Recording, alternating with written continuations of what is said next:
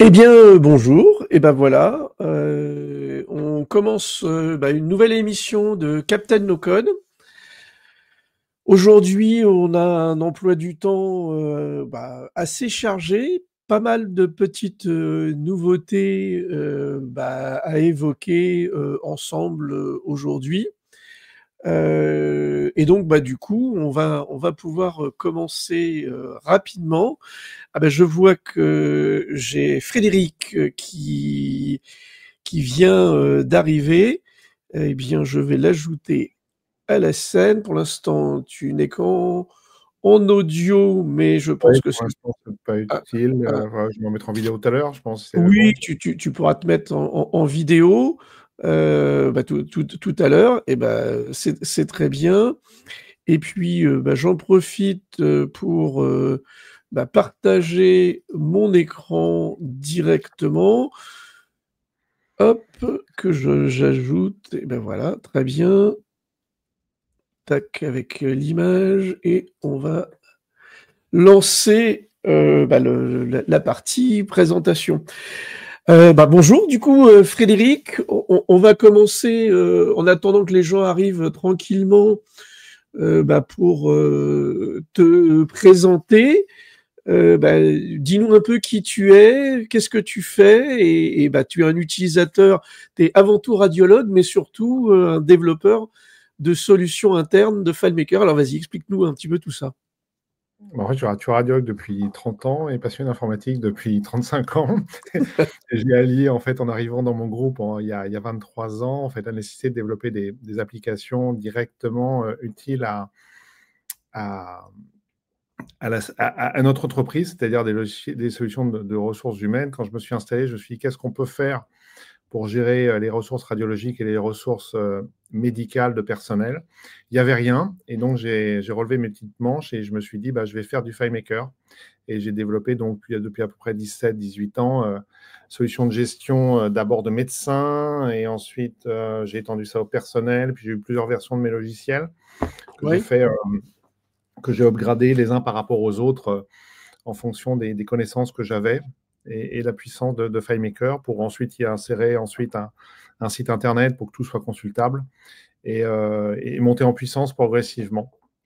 Chose qui Oui, est donc arrivée maintenant, puisque maintenant je pilote des API, des logiciels externes même avec ça. Donc, c'est l'occasion qu'on aura l'occasion de voir tout ça un petit peu en détail. Comment t'es arrivé un peu à FileMaker? Est-ce que tu peux nous expliquer comment tu as choisi la plateforme FileMaker? Parce qu'on le voit, hein, ton centre de radiologie, finalement, c'est plusieurs endroits différents. ouais, Donc, on a 10 radiologues, 50 membres du personnel au total à gérer. ouais. Et à l'époque, ça a d'abord été un problème de gestion des médecins quand je suis arrivé. Où finalement c'était fait sur Excel, c'était fait sur les bouts de papier, il n'y avait rien de pratique. Et j'ai pris une page blanche et j'ai fait une étude de marché. Je me suis dit, qu'est-ce qu'il y a sur le marché pour concevoir?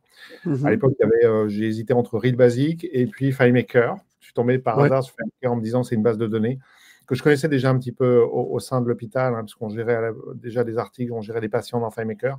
Et je me suis dit, ça pourrait être l'outil idéal pour développer rapidement une solution de base de données de gestion du personnel, et en l'occurrence des radiologues. Et la simplicité d'utilisation a fait que j'ai pu très rapidement développer des choses et, Opérationnelle et concrète, c'est ça? et les mettre en pratique, absolument. J'aurais pu totalement programmer sur Real Basic, faire des choses que je connaissais déjà un petit peu, mais avec tout l'interfaçage à faire, etc., ça aurait été beaucoup plus compliqué.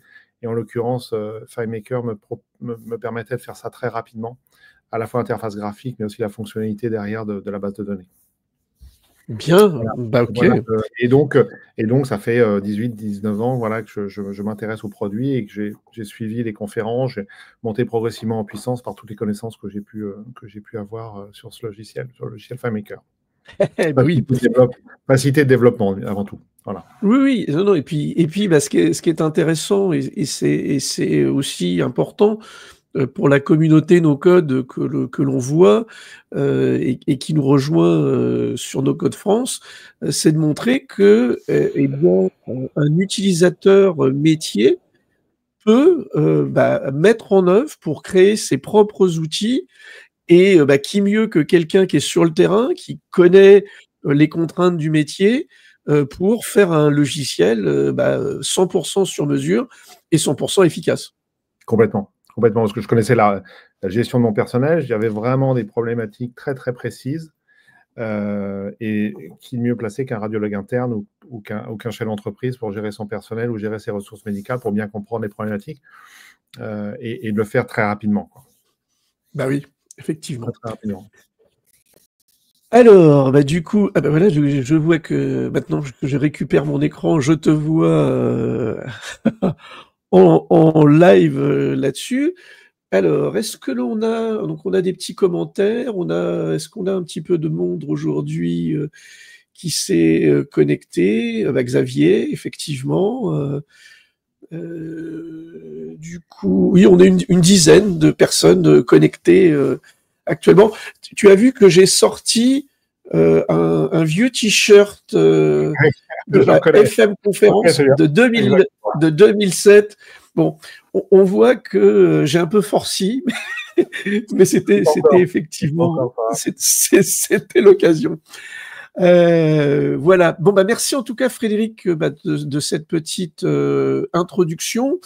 Je vais te retrouver vers 13h30 pour rentrer un peu plus dans les détails croustillants des outils que tu as mis en œuvre là-dessus. Et puis, on va dérouler un petit peu notre actualité et tous les éléments que l'on avait avec FileMaker. Merci. Hop, et voilà. Alors, comme je le disais en introduction, l'actualité de la plateforme Clarisse et de FileMaker en particulier est assez variée et il y a pas mal de choses à dire cette semaine, ce mois-ci. Alors, hop, j'active ma petite présentation. Alors, déjà un petit rappel pratique pour ceux qui nous rejoignent, qui veulent savoir c'est quoi FileMaker, c'est quoi la fameuse plateforme Clarisse. Lors de l'anniversaire de No Code France la semaine dernière, j'ai eu l'occasion de discuter un petit peu avec des membres de la communauté et de dire « Ah mais FileMaker, mais oui, je connais mais oui, mais c'est mort, non ça n'existe plus. » Eh bien, détrompez-vous, FileMaker, c'est un outil un peu historique dans le no-code. Frédéric nous l'a bien expliqué, il n'était pas informaticien au départ, mais voilà, il a mis en place un certain nombre d'outils grâce à FileMaker. Et pour résumer, pour moi, FileMaker, c'est vraiment un Airtable, une base de données sous stéroïdes. Parce que, quelque part, FileMaker, c'est la mélange finalement d'un Zapier, d'un Airtable, avec aussi une version un petit peu formulaire et analyse pour partager au grand public. Et donc, cette plateforme Clarisse se décompose en 3 produits. Le premier, c'est Clarisse FileMaker, qui est l'outil historique. C'est une base de données. C'est un outil de développement rapide d'applications. Et l'avantage, c'est que l'interface, on va pouvoir manipuler les données directement dedans. Et puis, ce qui est intéressant, c'est qu'on peut facilement le déployer, soit dans le cloud directement, soit on-premise, comme on dit, c'est-à-dire directement sur ses propres machines et ses propres serveurs à l'intérieur. Deuxième produit, c'est Clarisse Connect. Et donc, Clarisse Connect, c'est un outil qui permet de partager des données et d'automatiser un certain nombre de données. On va dire que c'est l'équivalent d'un MEC ou d'un Zapier qui permet de connecter des API. Et le gros plus, c'est que l'intégration avec FileMaker, avec la base de données, est entièrement sécurisée et entièrement cryptée de bout en bout. Et donc ça, c'est quand même des éléments qu'on ne voit pas forcément parce que avec les plateformes de Zapier, de MEC qui vous permettent de faire du traitement, eh bien le traitement qui est fait est un traitement qui est fait sur les serveurs et dans les outils de Make, par exemple. Bon. Dernier outil de FileMaker, c'est la Claris Studio, le petit dernier. Et Claris Studio, c'est ce qui est un outil qui permet de faire le lien entre une base de données interne de FileMaker et un lien vers un portail web pour ses clients. Notamment dans les prochaines versions que Claris, sur lesquelles Claris travaille, ils vont mettre l'accent sur la partie reporting, la partie un peu business intelligence autour de ça, pour pouvoir extraire un maximum d'informations de FileMaker. Alors, sans plus attendre, un petit peu l'actualité de FileMaker. La semaine dernière est sortie une nouvelle version de FileMaker, la version 21.1, et autant dire que cette nouvelle version, c'est vraiment un banger, comme on dit aujourd'hui, parce que il nous l'avait présenté de manière parcellaire au printemps dernier, et la grosse nouveauté de cette nouvelle version, c'est l'intégration de l'intelligence artificielle directement dans la base de données. Quand on discute un petit peu des outils no-code qui existent sur le marché, il y a beaucoup d'éditeurs qui ont investi énormément d'argent sur le fait de réaliser, grâce à l'intelligence artificielle, des interfaces. C'est-à-dire, je vais sélectionner un prompt, et puis, quand je vais faire ce prompt, il va me générer une interface directement. Ce qui est intéressant dans l'approche de FileMaker, il y a peu d'éditeurs de bases de données et d'outils de stockage de données qui abordent l'intelligence artificielle par rapport à ce biais-là, c'est-à-dire la possibilité de pouvoir interroger directement dans la base de données de manière native. C'est-à-dire que on va pouvoir, dans les données que l'on stocke dans sa base de données, d'avoir la possibilité de pouvoir visualiser directement les choses. C'est-à-dire que derrière ça, on va pouvoir par exemple dire tiens, j'aimerais connaître mes clients qui sont situés entre Brest et Lorient. Avant, il fallait que je fasse une recherche sur plusieurs départements, etc. Grâce à l'intelligence artificielle, j'ai la possibilité de pouvoir poser la question directement dans ma base de données et d'avoir un résultat avec la liste de tous mes clients qui sont situés entre Brest et Lorient, c'est-à-dire entre plusieurs départements de Bretagne. Voilà un exemple. Et ce qui est intéressant dans l'approche qu'a eu Claris là-dessus, c'est de pouvoir stocker ce qu'on appelle la vectorisation, c'est-à-dire le traitement par l'intelligence artificielle des données, non pas sur un serveur de ChatGPT, de Claude ou de Mistral, mais de directement stocker ces informations qui sont quand même le cœur un peu du business de l'entreprise, directement dans la base de données. Et du coup, l'action que l'on fait, pour l'instant, on a le choix de pouvoir choisir l'outil d'intelligence artificielle que l'on veut utiliser, le langage LLM, qu'on entend parler chez nos différents confrères. Et donc, on a la possibilité, grâce à ça, de pouvoir stocker directement à l'intérieur de FileMaker la traduction en langage d'intelligence artificielle directement des informations stockées dans ma base de données.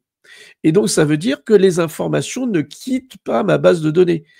C'est-à-dire que j'utilise un langage, un LLM générique, je vais l'interfacer avec les données que j'ai et je vais stocker les informations directement dans ma base de données.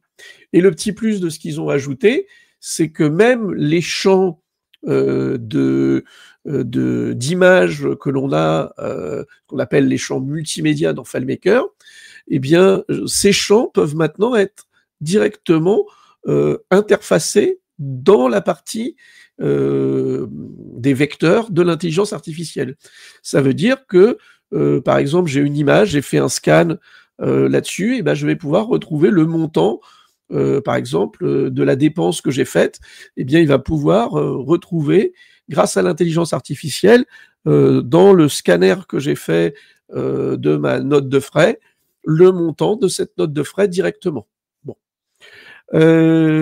Deuxième élément qui est intéressant, qui est important là-dessus, c'est l'optimisation des fonctions Perform Script on Server. C'est-à-dire, pour les intimes, le POSS. Ça veut dire quoi? Cette fonction, elle existe depuis une dizaine d'années dans FileMaker. L'idée, c'est que plutôt que de faire des traitements directement côté client, on a la possibilité d'interroger et de faire des traitements dans la base de données. Bon. Eh bien, cette nouvelle version offre la possibilité de pouvoir mieux contrôler ce qui se passe à l'intérieur d'un traitement directement back-end sur le serveur. Et notamment, une des fonctionnalités qui est intéressante, c'est de pouvoir, sur un back-end, donc sur une action qui est exécutée sur le serveur, de pouvoir appeler un autre script de manière conditionnelle qui va lui aussi s'exécuter en fonction des conditions sur le serveur. Et donc, on remarque que là, FileMaker offre véritablement une nouvelle approche pour, notamment quand on a de la volumétrie, beaucoup de données à traiter, notamment, on le parlait, par exemple, de pouvoir intégrer de l'intelligence artificielle. Eh bien, une des solutions, c'est côté serveur, la base de données existante me permet de stocker les vecteurs générés par mon LLM. Bon, je vous conseille d'aller voir directement la présentation et le petit article de Fabrice Norman sur One More Thing, qui présente un petit peu la logique de cette nouvelle approche sur la Perform Script on Server. Il existe d'autres éléments intéressants dans cette nouvelle version, mais c'est plutôt à la marge et c'est plutôt des détails. Je quitte 30 secondes, peut-être pour voir si j'ai des... bonjour Marc, bah oui. Si effectivement j'ai des questions. A priori, pour l'instant, pas de questions sur cette partie de Perform Script on Server. Du coup, oui, donc ce que j'aurais peut-être pu faire aussi, c'est la diapositive uniquement et le document uniquement. Tac, tac, tac.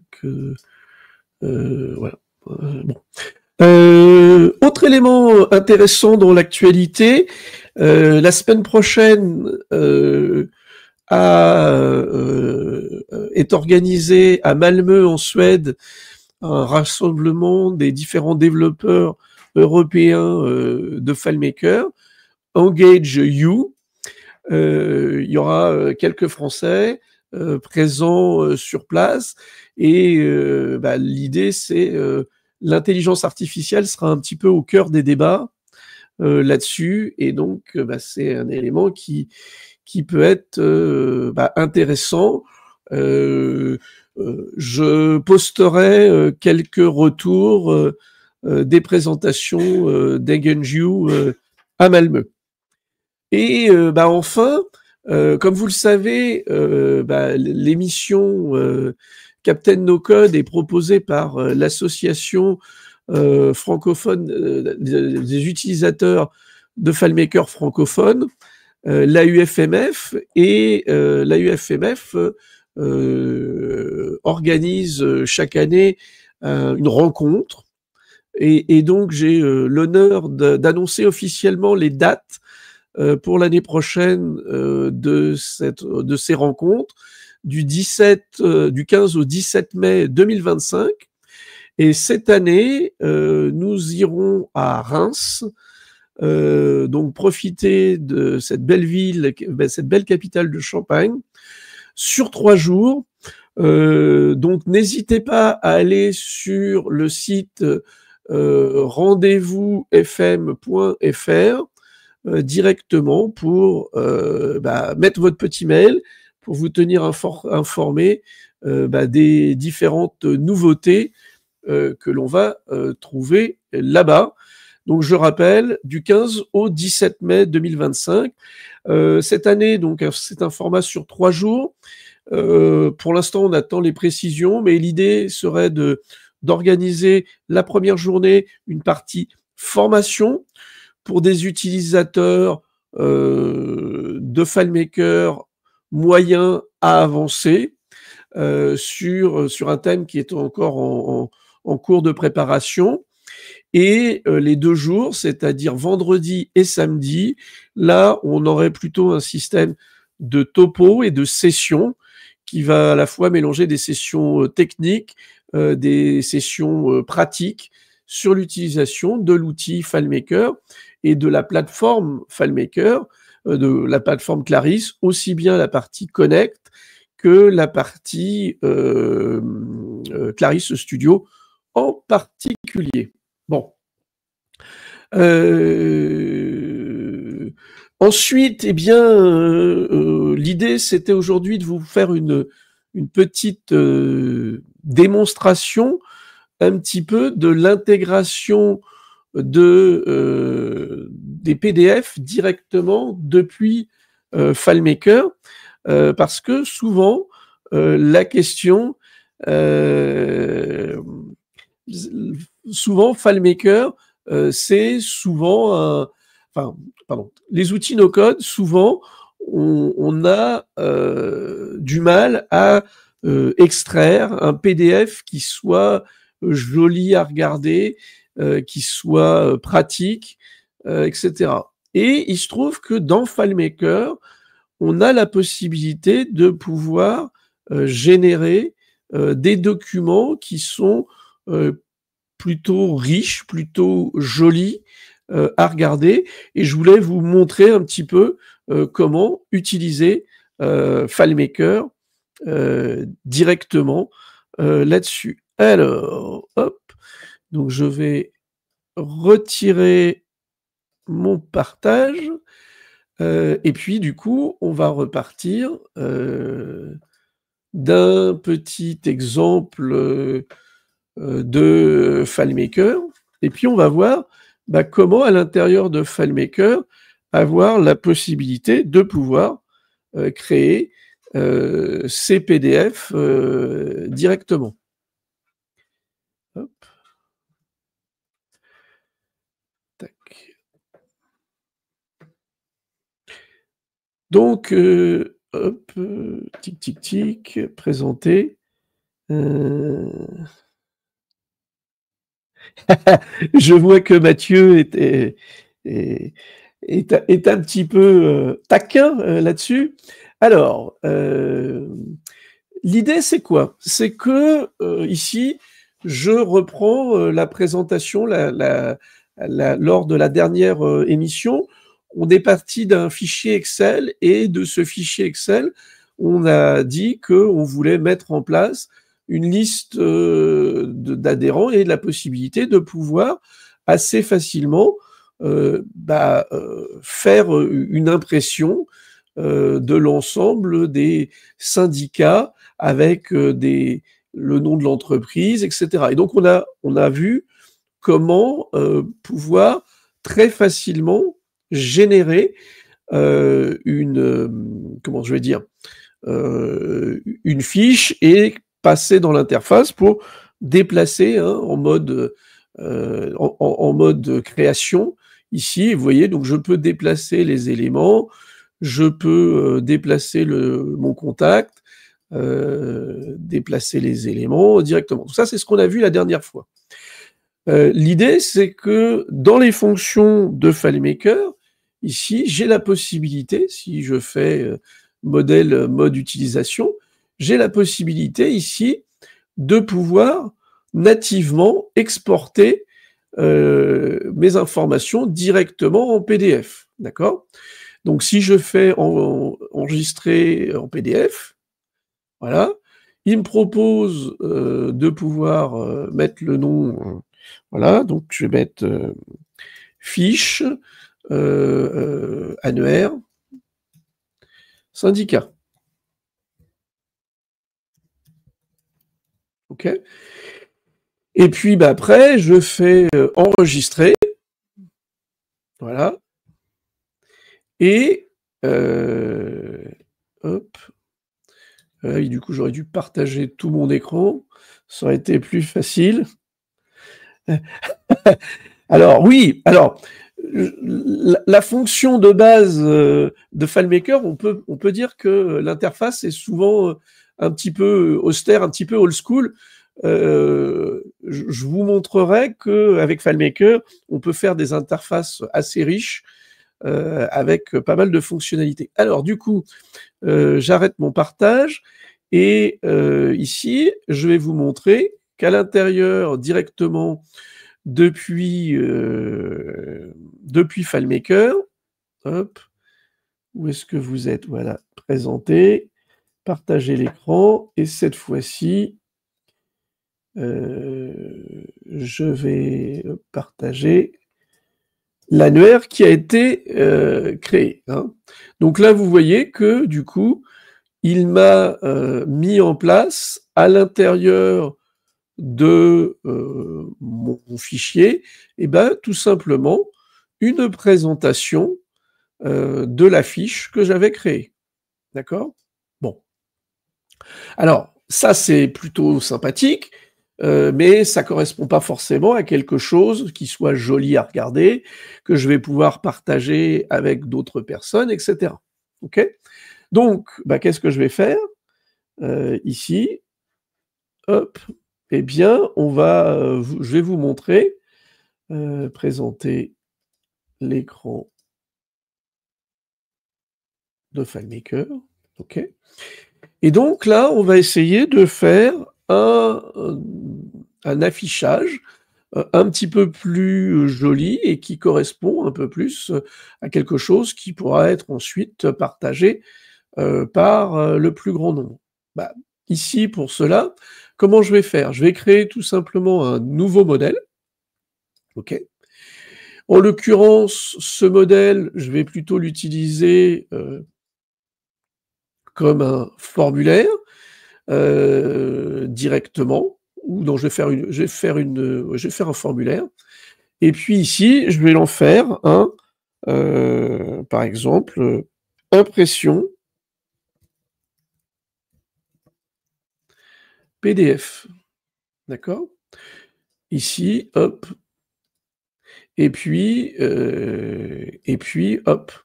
Je vais donc ici me retrouver sur une page qui est vierge. Je vais ici mettre ma page en 21-29-7, d'accord? Donc là, vous voyez que je mets 20 cm. Je mets ma page pour être à 29, voilà, un peu moins, voilà, pour me laisser tout simplement un petit peu d'éléments. Et puis, bah, je vais pouvoir, à l'intérieur de l'outil, faire un habillage, hop, avec, bah, par exemple, un petit code couleur. Alors, Xavier, c'est quoi la cible de FileMaker? Eh bien, FileMaker est utilisé depuis les années 90, les années 2000 a été vraiment l'explosion de FileMaker, vraiment sur le développement d'applications internes et sur mesure. On l'a vu dans les émissions précédentes, c'est souvent comment ils s'appellent, des entreprises qui on l'a vu, c'était une course pour la première émission qui avait besoin de générer à partir de leur site WooCommerce l'impression des dossards pour la course et de gérer toute la logistique de préparation des maillots par rapport aux commandes. Et donc là, l'ensemble des éléments sont faits grâce à FileMaker. La dernière fois, on a vu l'utilisation du pilotage de la fabrication dans une usine. Et aujourd'hui, on voit, c'est la gestion plutôt de personnel qui est mis en œuvre. Bon, je vais assez rapidement et assez efficacement là-dessus. Par exemple, ici, je vais pouvoir mettre un petit bandeau. À l'intérieur du bandeau, je vais pouvoir stocker le nom de l'entreprise directement. Voilà. OK. Ce nom de l'entreprise, je vais l'écrire en blanc pour que ça ressorte correctement. Je vais ici, pouvoir mettre ça. Je vais pouvoir le mettre en gras, par exemple. Et puis, je vais pouvoir aller chercher le logo de l'entreprise. Hop. Vous voyez, je fais un glisser-déposer. Je vais mettre le logo de l'entreprise sur la fiche pour que ça soit joli à regarder. Je vais faire en sorte que mon logo soit transparent pour que quand je veux l'imprimer, si je n'ai pas de logo, que je n'ai pas une grosse tache blanche directement dedans. Oui, c'est effectivement le Bubble, le grand-père de Bubble, ça c'est clair. Ouais. Et donc, ici, vous voyez que si je n'ai pas de logo, eh bien, je n'ai pas de logo qui s'affiche directement. Allez, je me remets en mode modèle. OK. Et puis, ici, je vais pouvoir choisir le secteur de l'entreprise. OK. Je vais avoir la possibilité de faire un bloc pour gérer mes adresses. OK, donc je vais faire un truc un peu joli rapidement là-dessus avec un petit fond de couleur tic tic tic autre couleur voilà, par exemple ici je me mets un petit fond de couleur avec une opacité, voilà, je vais mettre 30 pour présenter ça, c'est peut-être un peu beaucoup, voilà. Je me mets un petit champ texte pour mettre adresse. Crac, que je vais pouvoir... Vous voyez, donc, et l'idée, c'est que je peux très rapidement, grâce à l'outil, hop, alors, non, c'était pas ce que je voulais. Je voulais vous montrer une petite fonctionnalité. Par exemple, quand je veux ici, vous voyez, j'ai la liste des champs qui sont disponibles. Et j'ai la possibilité de pouvoir définir comment je veux voir apparaître mes champs. Et là, du coup, j'ai l'adresse, le code postal, la ville, qui sont positionnés. Voilà. Et puis, à l'intérieur, hop, je mets mon champ directement dedans. Je mets CP, hop, code postal et ville. Bon. Hop. Et l'idée, comme dans beaucoup d'outils, j'ai la possibilité ici de pouvoir associer mes blocs. Comme ça, maintenant, je peux, quand je clique, je déplace tous mes éléments les uns après les autres. Donc ça, c'est plutôt cool pour organiser ma présentation. Ok.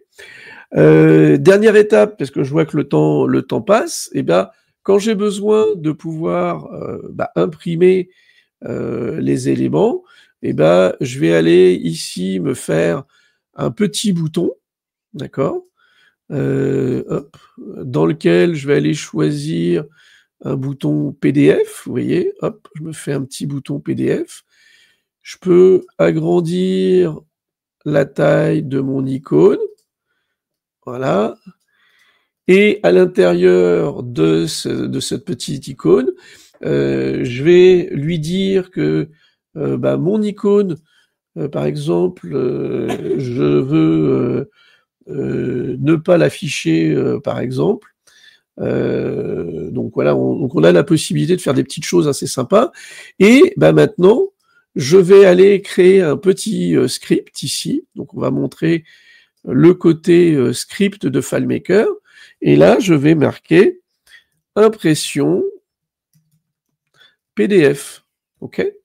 Et la logique de FileMaker, c'est que j'ai des actions qui sont automatisables, des workflows là-dessus. Quand on regarde un petit peu les workflows, eh bien, on a la possibilité d'aller, de pouvoir taper en français. Et ici, on a différents cas de figure. Par exemple, on a un truc qui s'appelle sauvegarder en PDF. Ou, avant de faire ça, je vais faire une boîte de dialogue. Donc, je vais faire dialogue. Donc, je vais chercher, voilà, ouvrir une boîte de dialogue personnalisée. Je vais faire alerte. Voulez-vous imprimer ou exporter en PDF? Oui, non. OK. Et du coup, maintenant, je vais simplement dire que si ma dernière réponse, dernier choix du message est égal à 1, alors je veux tout simplement ici, hop, sauvegarder au format PDF. J'ai même la possibilité ici de pouvoir, possibilité de créer un dossier, d'accord? De pouvoir ici, paramétrer le nom du fichier de sortie, différentes options, par exemple, les enregistrements en cours, uniquement l'enregistrement, et la possibilité aussi d'ajouter toute la sécurité liée au PDF qui sont initialement, donc par exemple, le titre, l'objet, l'auteur, les mots-clés à l'intérieur du PDF et surtout la sécurité pour, par exemple, empêcher l'ouverture du PDF avec un mot de passe ou la modification ou l'impression avec un mot de passe. Donc on voit que ça, c'est des fonctionnalités qui sont natives dans FileMaker et il y a beaucoup d'outils no-code qui n'ont pas cette fonctionnalité et pour le coup, c'est vraiment très dommageable. Et donc vous voyez que je vais faire valider et puis maintenant, je vais revenir. Ah oui, pardon, je n'avais pas partagé mon écran. Et ici, vous ne le voyez pas non plus. Bon, c'est pas grave. Je vais ici appuyer pour exécuter l'impression de mon PDF. Et là, vous voyez, je passe en mode PDF directement et je vais cliquer dessus. J'ai une boîte de dialogue. Ah non, vous ne voyez pas la boîte de dialogue, décidément. Je vais, allez, hop, quitter la présentation. Et je vais j'aurais dû présenter tout mon écran. Ça aurait été plus intelligent. Voilà. Donc, ce que je vous montrais tout à l'heure, que vous n'avez pas vu, c'est que à l'intérieur de FileMaker, j'ai la possibilité d'aller chercher des actions. Par exemple, donc ce que je mettais tout à l'heure, c'est dialogue. D'accord, hop, ouvrir une boîte de dialogue, je sélectionne et je peux l'ajouter comme les différentes fonctionnalités. Ou je peux taper les premières lettres et il me propose directement d'aller chercher la fonctionnalité.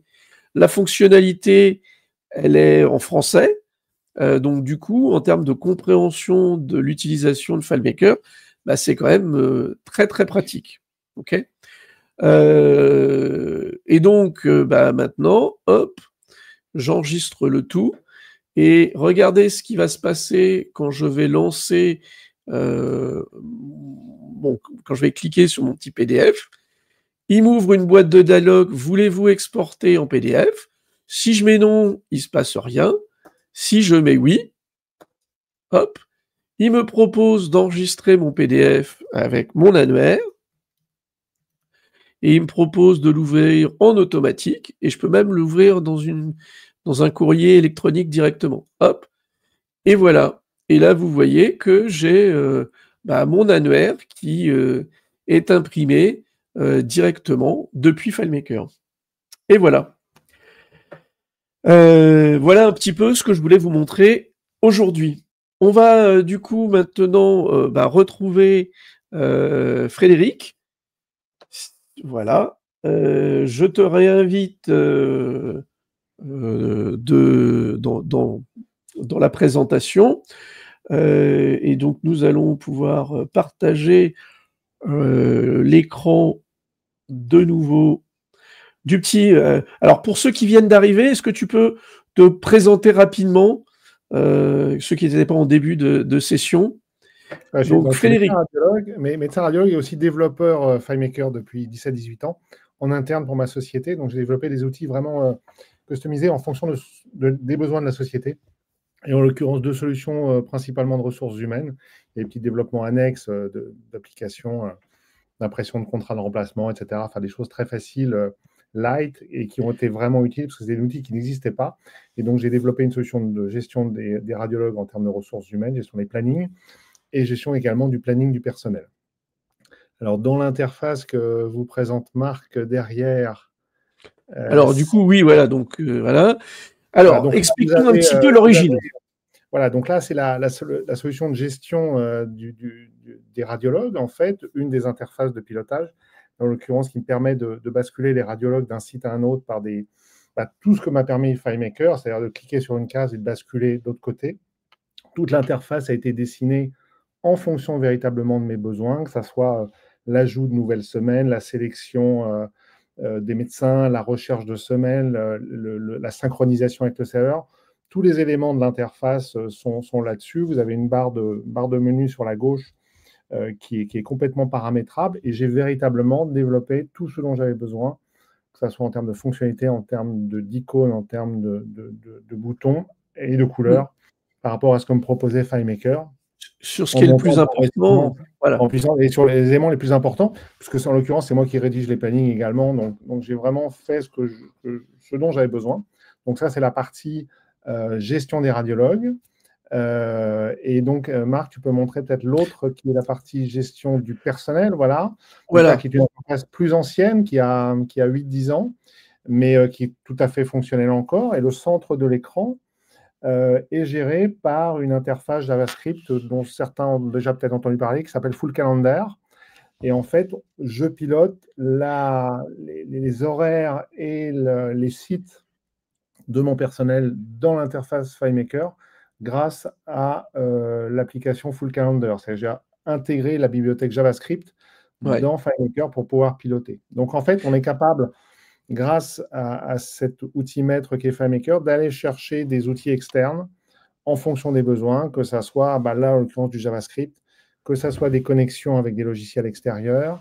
Et en fait, il n'y a pas de limite. Il n'y a pas de limite à ce qu'on peut faire avec FileMaker. Dans la partie notamment gestion de mes médecins, j'exporte en email, j'exporte des fichiers ICS pour leur donner sur leur téléphone leur agenda pour qu'ils l'intègrent directement à leur calendrier de téléphone. Donc, en fait, il n'y a pas de limite à ce que peut tu n'as pas encore utilisé les fonctions de Clarisse Connect, notamment pour synchroniser.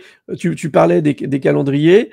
Par exemple, dans les fonctions assez sympathiques de Google Calendar, par exemple, ou de iOS native, ça peut faire partie des prochains projets. Très bonne idée, Marc, je note et ça me fera gagner du temps, effectivement. Là, j'étais plutôt consacré sur le versant API, mais c'est une autre idée et c'est le prochain sujet. Alors, ma problématique principale, c'était de dire, à partir de mes ressources humaines radiologiques et de mes ressources personnelles, c'est d'aller sur l'interface que vous avez sous les yeux, qui correspond au RIS. Le RIS, qu'est-ce que c'est? Le RIS, c'est toute la base de données des patients dont on a les comptes rendus, les images, et surtout les prises de rendez-vous. Il était très important pour moi de pouvoir intégrer dans le RIS le planning des radiologues, notamment sur cette interface que vous voyez là, la bande verte qu'il y a sur le côté correspond en fait à un médecin qui va être sur un site et pour lequel ensuite les secrétaires vont pouvoir lui affecter des examens très précis. Donc, il était très important pour moi de pouvoir faire glisser depuis FileMaker toutes mes données vers des logiciels externes, dont le RIS, qui est l'outil maître de notre cabinet et qui Oui, permet, une fois qu'on a les médecins, de donner des plannings spécifiques pour les patients. En fait, l'architecture est celle-là.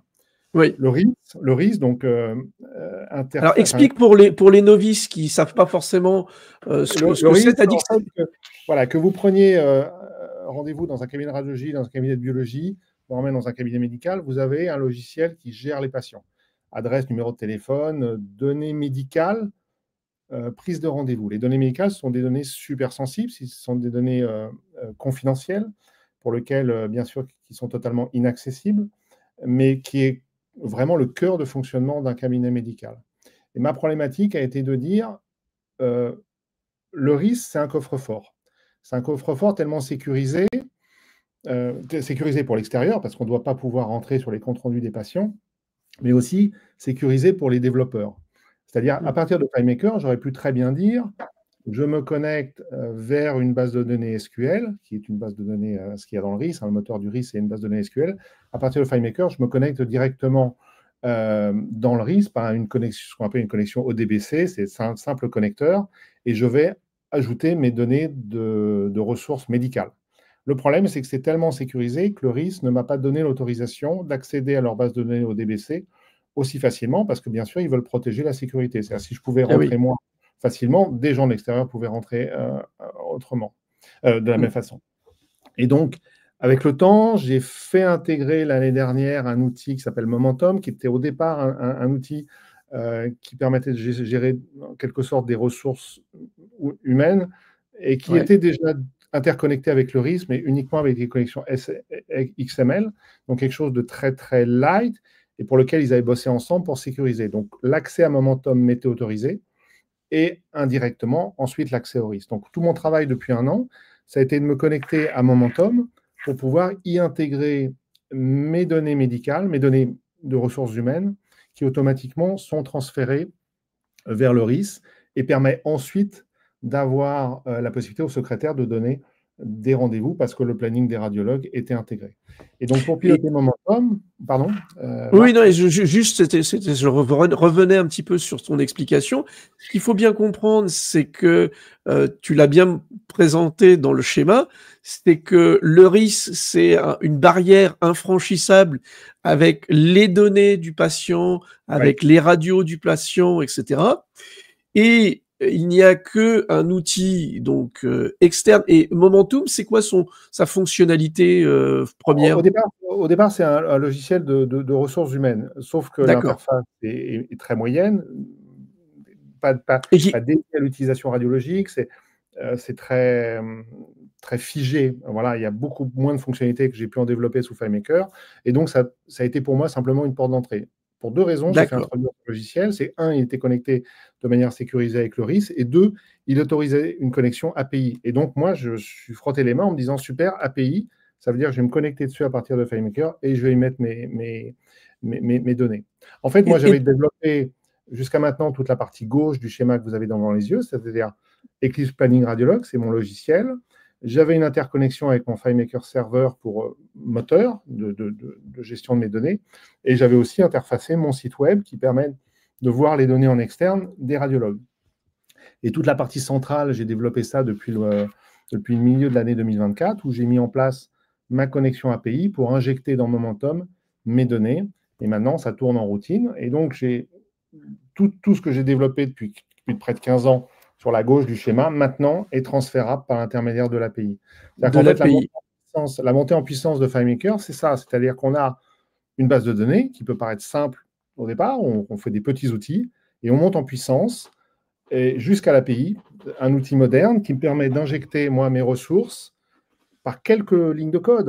Connexion à une API, c'est 2 lignes de code dans FileMaker. C'est une adresse de connexion et ce qu'on appelle le curl, c'est-à-dire qu'on va publier, on va poster des datas dans Momentum. Donc finalement, 2 lignes de script dans FileMaker et j'injecte mes données.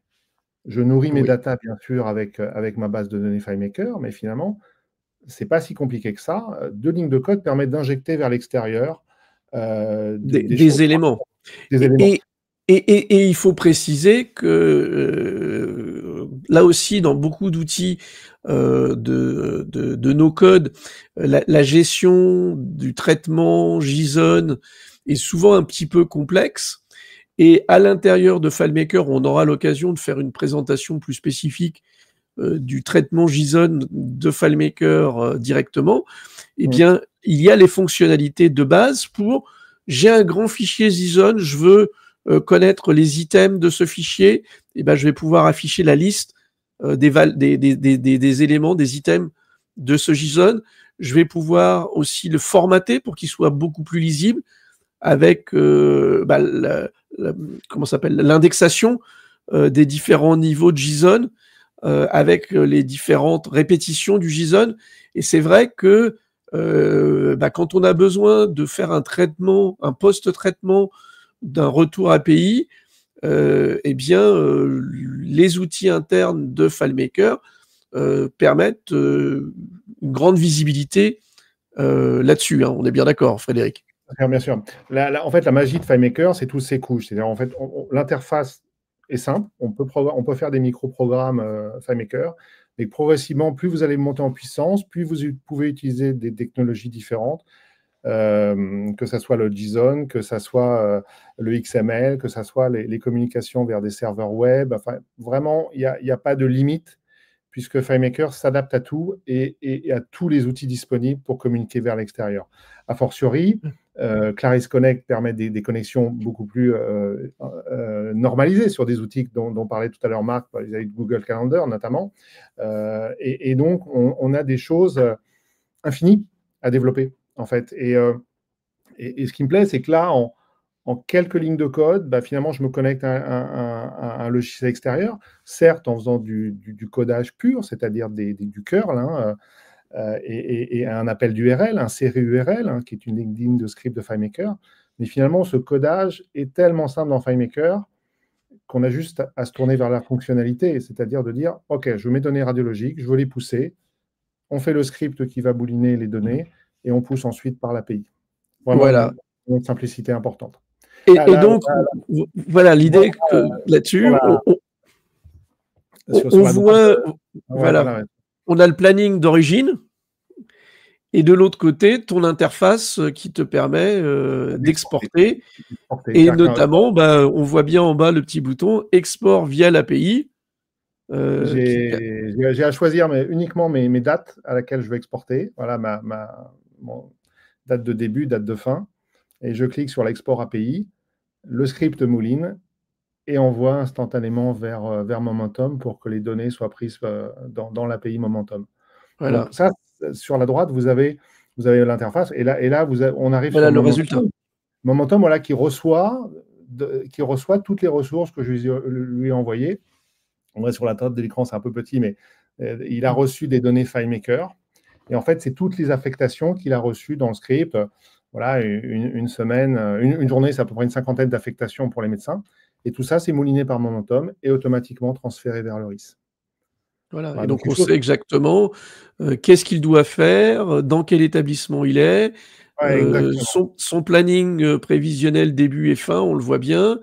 On a même l'évaluation en temps horaire et du coup, tu as toute ta traçabilité et c'est surtout que ça te permet à la fin, donc du coup, on est toujours dans Momentum, d'avoir une des vues proposées par Momentum, hein, c'est ça? Alors, qui est un peu spartiate, je dirais, par rapport à l'interface que j'ai fait de l'autre côté.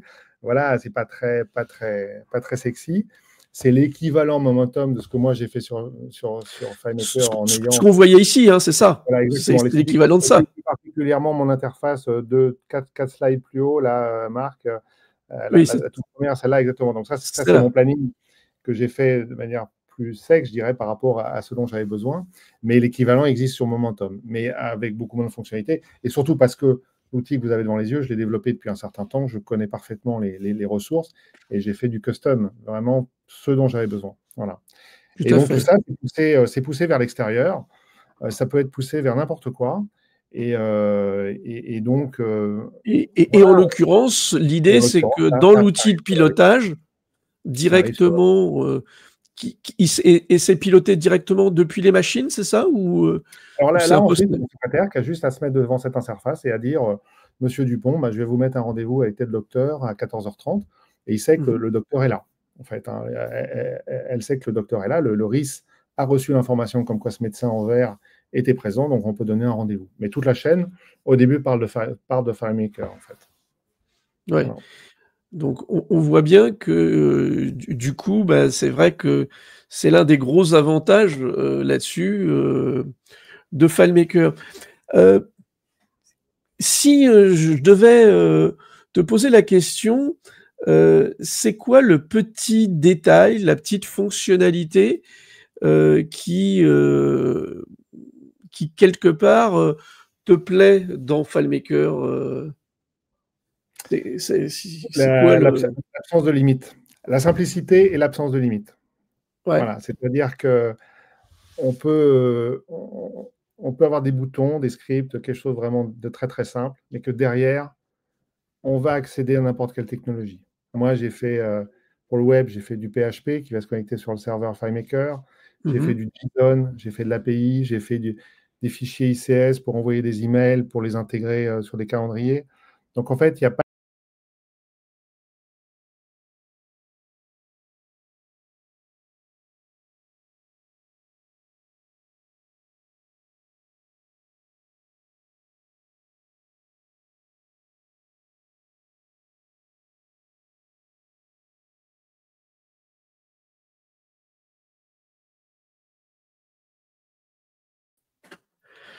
Et bon, effectivement, on a été coupé, impossible de revenir sur StreamYard. Voilà, je voulais simplement vous faire un petit coucou, vous dire que,